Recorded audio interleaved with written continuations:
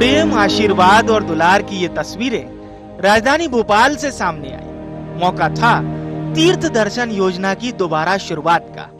बड़ी संख्या में यहाँ पहुंचे तीर्थ यात्रियों ने सीएम शिवराज का आभार माना और कईयों ने सीएम को श्रवण कुमार बताया।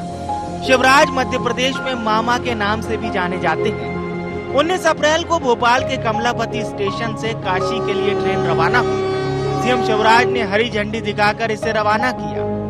यात्री भगवान विश्वनाथ के दर्शन कर गंगा आरती में भी शामिल होंगे। इस यात्रा में भोपाल सागर संभाग के करीब 974 यात्री रवाना हुए। इस ट्रेन में बाकायदा भजन मंडली और मेडिकल टीम की व्यवस्था भी की गई है। तीर्थ यात्रियों को लौटते समय भगवान विश्वनाथ का स्मृति चिन्ह भेंट किया जाएगा।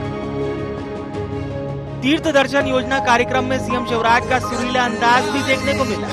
जिस किसी ने इस दृश्य को देखा स्वयं को भाव विभोर होने से नहीं रोक सका। पानी लगत गल जाई भजोरे मेरे भाई, ये जीवन 2 दिन का। राम भजन सुखदाई जपोरी मेरी माई, ये जीवन 2 दिन का। राम भजन सुखदाई भजोरे मेरे भाई, ये जीवन 2 दिन का। तीर्थ दर्शन योजना की पहली ट्रेन 3 सितंबर 2012 को भोपाल के तत्कालीन हबीबगंज रेलवे स्टेशन से रामेश्वरम के लिए रवाना हुई थी। वहीं आज भी काशी के लिए जाने वाली ट्रेन कमलापति रेलवे स्टेशन से ही रवाना हुई।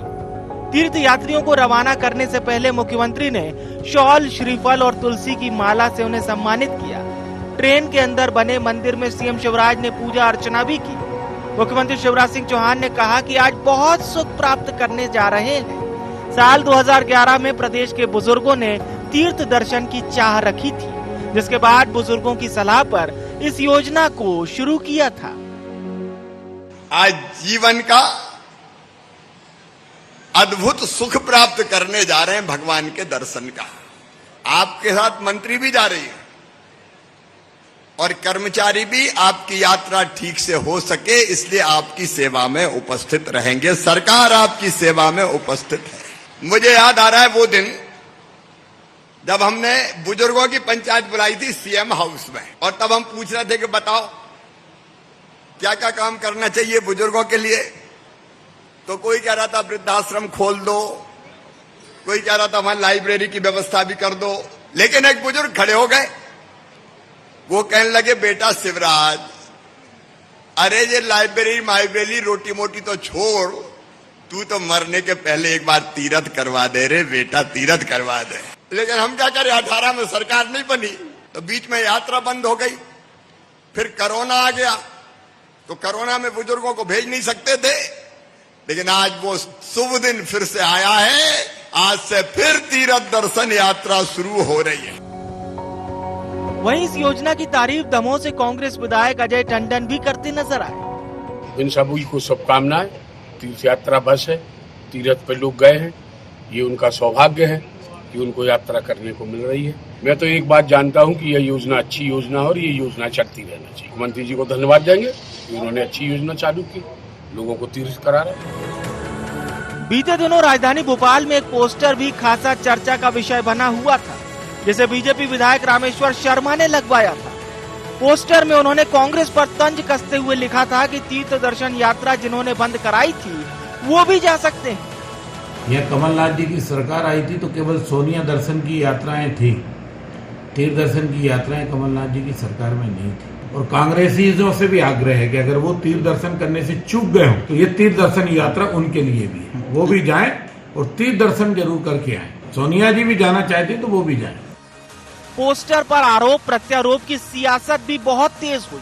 पोस्टर के जवाब में कांग्रेस ने कहा कि कमलनाथ सरकार में तीर्थ दर्शन योजना कभी बंदी नहीं हुई, बल्कि हमने तो पहले से ज्यादा ट्रेनें चलाई थी।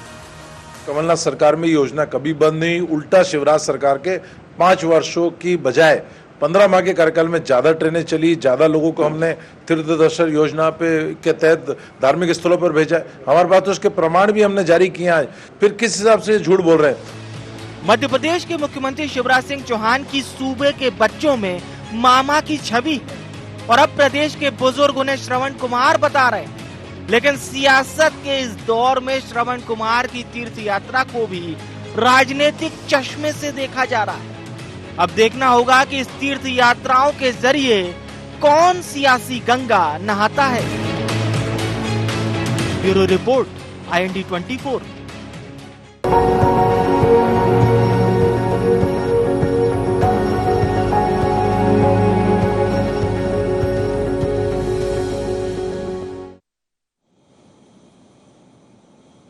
नमस्कार, IND एजेंडा में आपका स्वागत है। मैं हूं आपके साथ नाज़नीन नकवी। बात करेंगे आगे, लेकिन पहले नजर एजेंडा पॉइंट्स पर। क्या तीर्थ दर्शन योजना से मिलेगा सरकार को बुजुर्गों का साथ?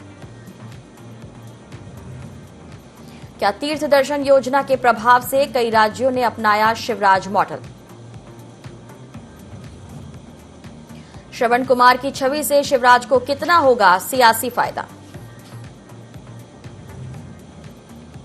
और भारतीय जनता पार्टी के आरोपों पर कांग्रेस के पलटवार में कितना दम है?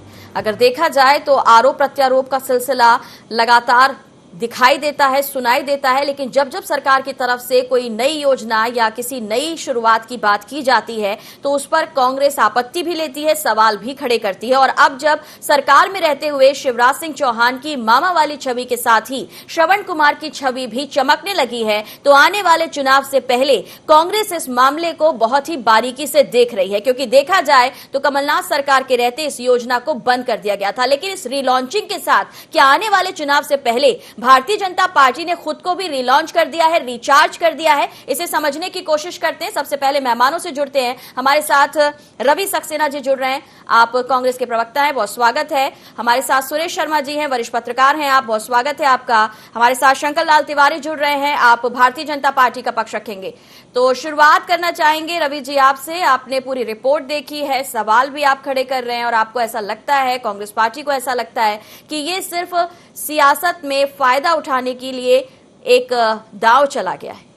नहीं, देखिए नाज़नीन, बीजेपी भारतीय झूठ पार्टी, अब रामेश्वर शर्मा और विश्वास सारंग दोनों कूद पड़े। कमलनाथ जी ने तीर्थ दर्शन यात्रा को बंद कर दिया था, कुछ नहीं हुआ था, ये हो गया, अब जाइए हमारे राज आ गया है, अब तीर्थ दर्शन कीजिए। अब इससे बड़ा झूठ और पाखंड तो कुछ हो नहीं सकता। माननीय कमलनाथ जी की कांग्रेस सरकार ने 12 ट्रेनें उस समय चलाई और सब दिशाओं में चलाई।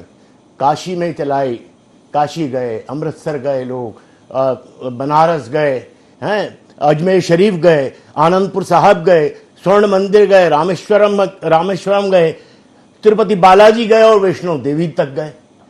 तो हजारों हजार जो वास्तव में गरीब हैं, जो असहाय हैं, जो यात्रा नहीं कर सकते हैं, उनको हमने यात्रा कराई। और भारतीय जनता पार्टी क्या करती है? अपने परिवार के बुजुर्गों को यहाँ से वहां से अपने कार्यकर्ताओं को इकट्ठा किया और यात्रा पर भेज दिया और चिल्लाने लगे मैं श्रवण कुमार हूं, मैं श्रवण कुमार हूं। अरे भैया, क्यों इतना पाखंड करते हो? क्यों ऐसी बातें करते हो? अगर तुम कुछ कर रहे हो तो क्या अपने जेब से कर रहे हो क्या? ये सरकारी पैसा है, सरकारी इमदाद है, ये हमारा टैक्स पेयर का पैसा है, उससे हम बुजुर्गों को यात्रा करा रहे हैं, तो उस पर एहसान क्यों दिखा रहे हो? तुम श्रवण कुमार क्यों बन रहे हो?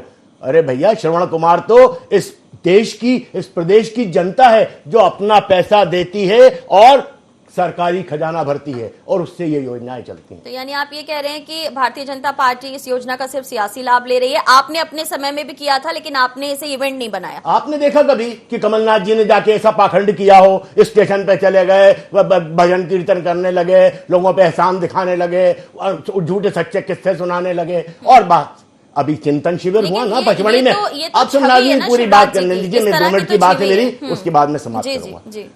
अभी चिंतन शिविर हुआ, करोड़ों रुपए बर्बाद किया गया, निकल के क्या आया कि तीर्थ दर्शन यात्रा फिर से चालू की जाए।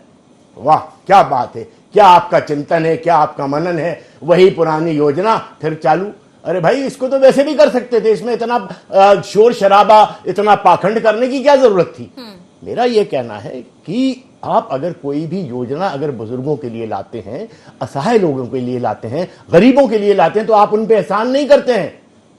ये कोई आपका एहसान नहीं है, और ना कोई आप अपने घर से दे रहे हैं, ना आप कोई अपनी जेब से पैसा लगा रहे हैं। ये सरकारी पैसा है, सरकारी इमदाद से वो जा रहे हैं। उनकी सुविधाओं का ख्याल रखा जाए, वो अच्छे से जा पाए, अच्छे से आ पाए, इसका ख्याल रखना चाहिए। इस तरह से नहीं कि आपने उसको, मैं श्रवण कुमार बन गया, कभी मामा बन गया, कभी मैं बुलडोजर वाला बन गया। और ये रामेश्वर शर्मा और विश्वास सारंग, ये दोनों जो बयान देते हैं, 1 सेकंड बस खत्म, ये जो 2 बयान देते हैं, ये बयान क्या है? ये बयानवीर क्यों कूद पड़े हैं हर चीज में? क्योंकि रामेश्वर शर्मा को बनना है मंत्री और विश्वास सारंग को हटाकर उसकी कुर्सी को हथियाना है, और विश्वास सारंग जी को अपनी कुर्सी बचाना है। इसलिए रोज आप देखें ऐसे बयान जारी करेंगे, ऐसी बातें करेंगे। ठीक है, आपकी बात आ चुकी है तिवारी जी। नाम नए हैं, काम पुराने हैं, नया कुछ नहीं कर रहे हैं आप।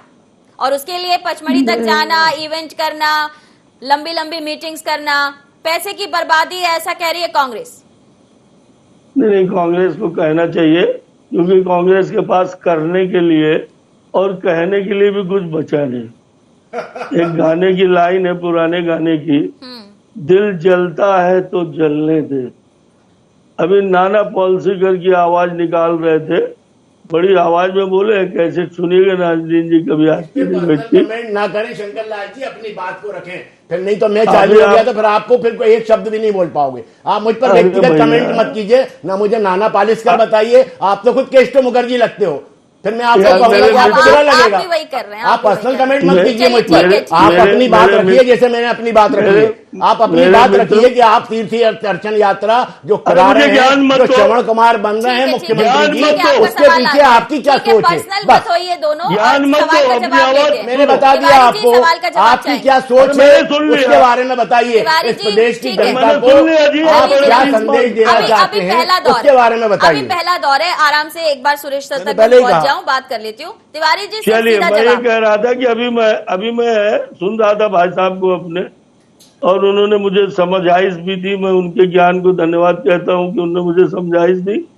मैं ये कह रहा हूं कि पाखंड ये है कि तीर्थ दर्शन योजना को बंद किया गया, कन्यादान योजना। झूठ मत बोलिए, यही मैंने पहले कहा, सारे प्रमाण हमने दिए हैं, सारे प्रमाण आपके सामने हैं। मैंने कहा कि 15 यात्राएं हुई, आप दिखा दीजिए इसको, थोड़ा कैमरा इस पे लगाइए। ये हमने कल बयान जारी किया है और एथेंटिक बयान जारी किया है विद फोटोग्राफ। तो आप झूठ मत बोलिए, कोई यात्रा बंद नहीं हुई थी। ठीक है, आप अपने बारे में बताइएगा ना, आपका टर्न आएगा, उनको बोलने तो दीजिए, आरोप तो सुन लीजिए, फिर जवाब दीजिएगा। बोलना है तो ये गलत फहमी मत पालो अपने मन में। आप बोलिए पर झूठ मत बोलिए, आप बुजुर्ग आदमी हैं, बहुत बुजुर्ग आदमी हैं, आपको मुझे झूठ अच्छा नहीं लगता है। आप कुशाभाऊ ठाकरे के जमाने के लोग हैं, आप प्यारेलाल खंडेलवाल जी के जमाने के लोग हैं। ठीक है, आप झूठ मत बोलिए प्लीज। मेरे को याद है सब, और तो लोग मुझे मालूम है, यहाँ पे जितने आते हैं वो केवल झूठ बोलते हैं।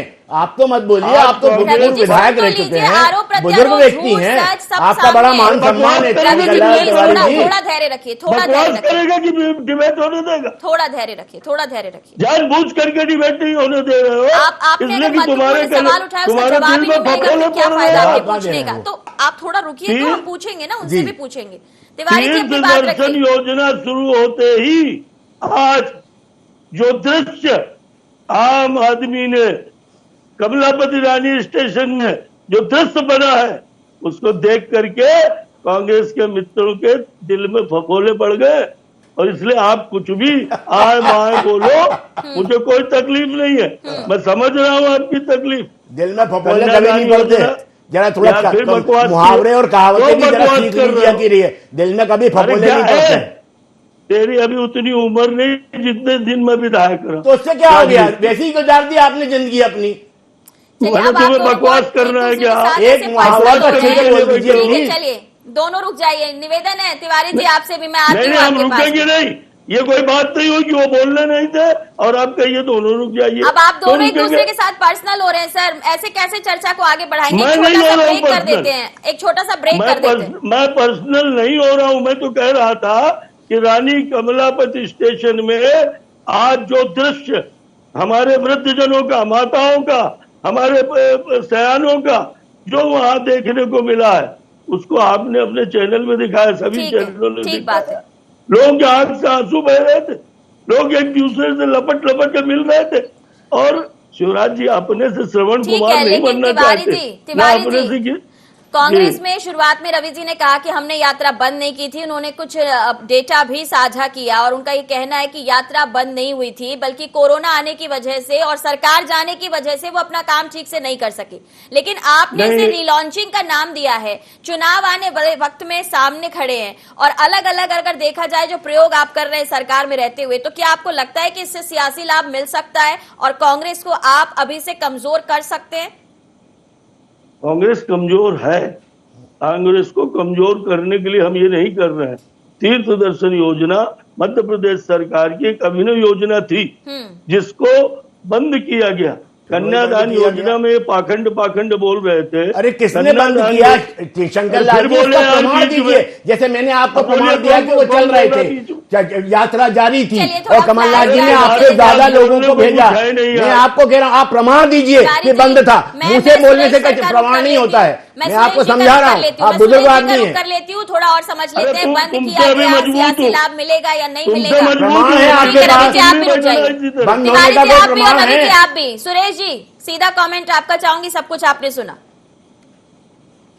रो रहे हैं बीजेपी के कामों को देख करके, जनता का भला देख नहीं सकते। चलिए ठीक है, ठीक है। उसके लिए चुनाव और 51,000 देंगे। पूरे मध्य प्रदेश में आपके पास कहने के लिए कुछ नहीं है। सुरेश जी, वो तो जनता बता देगी फिर से। अभी जी वो भी आपने छत्तीसगढ़ में देखा कि नहीं? योजना है, एक महत्वाकांक्षी। कंटिन्यू तिवारी जी थोड़ी सी देर के लिए बोल लूं क्योंकि मैंने भी बड़ा मैं क्या बहुत देर से।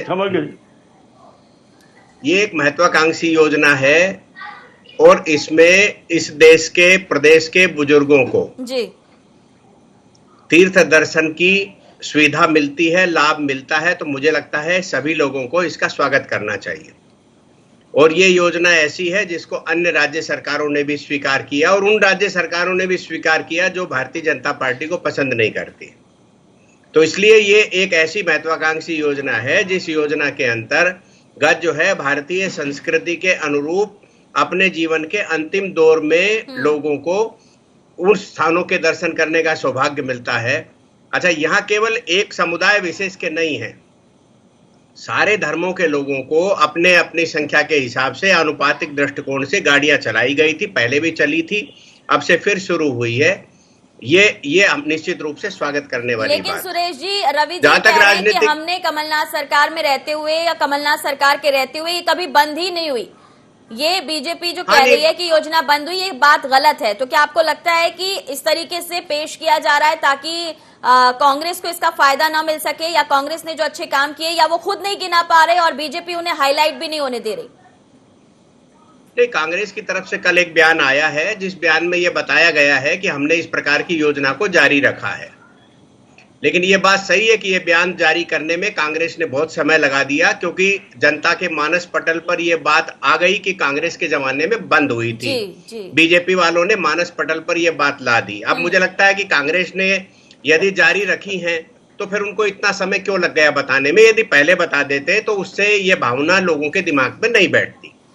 मुझे निश्चित रूप से ये कहने में कोई बुराई नहीं लग रही है कि मुझे जो है उस गाड़ी के समय जो प्रेस नोट आते थे सरकार वाले, वो मेरे पास नहीं आए। हो सकता है कहीं मेरे को ना भेजे गए हों किन्हीं कारणों से, लेकिन हाँ ये बात सच है कि मेरे पास ऐसे कोई प्रेस नोट नहीं आए कि कमलनाथ जी के जमाने में तीर्थ दर्शन। बात में कहा कि ये महत्वाकांक्षी योजना है, लेकिन ये महत्वाकांक्षी योजना सिर्फ आम जनता के लिए है क्योंकि वो तीर्थ दर्शन पर जा रहे हैं, अलग अलग समुदाय के भले लोग हो, या फिर ये सियासत के लिहाज से भी महत्वाकांक्षी योजना है क्योंकि अगर बुजुर्गों का साथ मिलता है, यानी एक परिवार का साथ मिलता है, महिलाओं का साथ मिलता है, तो क्या आपको लगता है कि चुनावी लिहाज से भी ये योजना काफी महत्वाकांक्षी दिख रही है?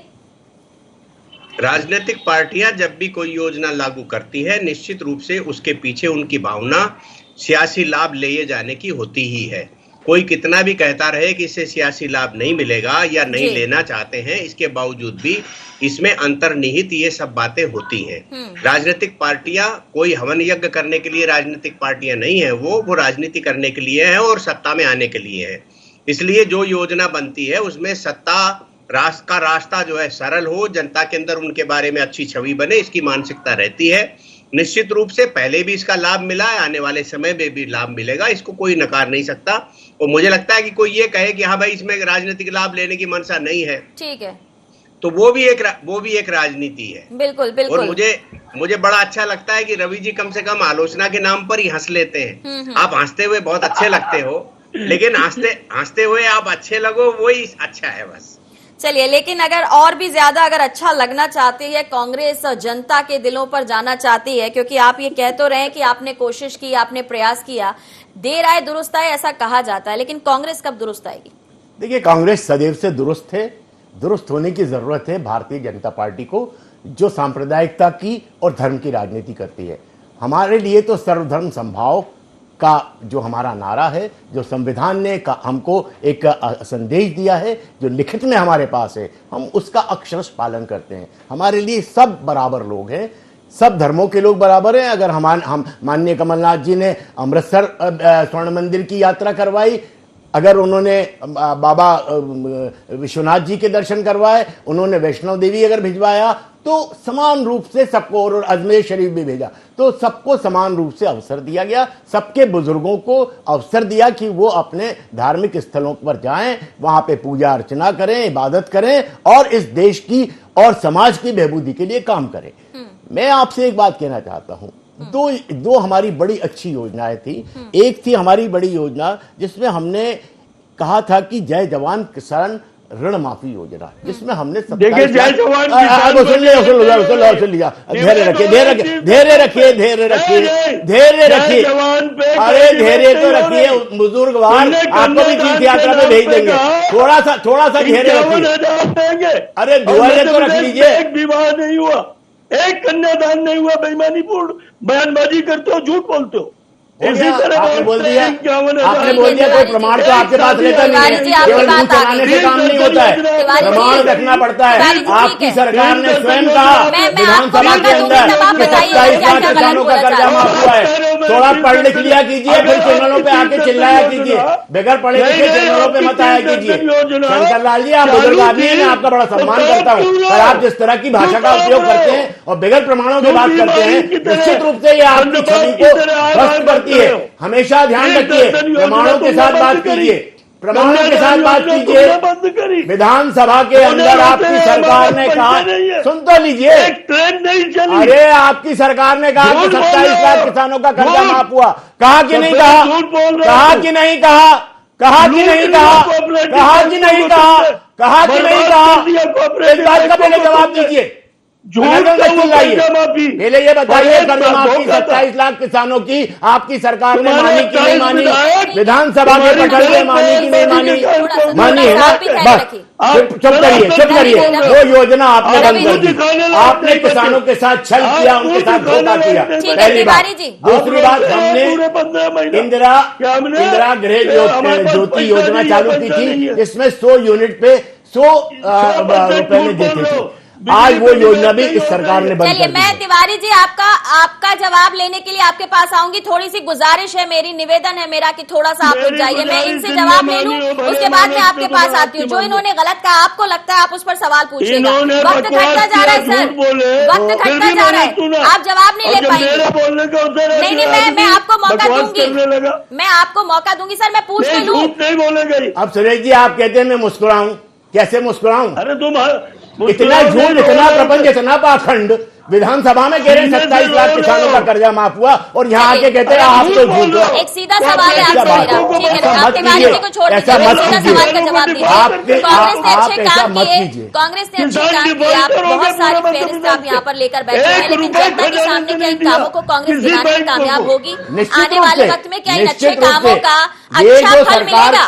देखिए, ये जो सरकार बनी है शिवराज की, ये सरकार तो गद्दारी के दम पे बनी है। इनको तो मध्य प्रदेश की जनता ने बाहर का रास्ता दिखा दिया था। कांग्रेस पार्टी की सरकार बनाई थी, इन्होंने गद्दारों के नाम पर सरकार पर बलात्कार कब्जा किया है। थोड़ी देर चुप रहे, मुझे तिवारी जी को मौका देना। तिवारी जी, और अभी इनको मालूम पड़ेगा जब सरकार बनेगी। ठीक है सर, प्लीज तुम गद्दार तिवारी जी बोलिए। आप शायद रहे ना रहे देखने के लिए, तिवारी जी बोलिए। अरे प्लीज रवि जी, प्लीज आप सुन लीजिए मेरी बात। आप मत खोइए रवि जी, प्लीज आप मत खोइए, प्लीज आप कितना चिल्ला प्लीज आप रहे हैं? मत खोइए, आप भी वही कर रहे हैं। प्लीज आप मत खोइए, प्लीज आप मत खोइए, तिवारी बनाए रखिए। तिवारी जी जवाब दीजिए, करके चुनाव जीते हैं वो, तिवारी जी जवाब जिन्हें तुम दीजिए, गद्दार कह रहे हो। आप जवाब दीजिए, जवाब दीजिए। आप आपको लगता है कि झूठ बोला जा रहा है, आपको लग रहा है कि कांग्रेस जो है वो ढोंग कर रही है, लेकिन आप सरकार में रहते हुए काम कर रहे हैं, आपकी सरकार जनता के लिए काम कर रही है। ऐसे में क्या कांग्रेस अपने कामों को गिनाकर आपको पीछे धकेल पाएगी?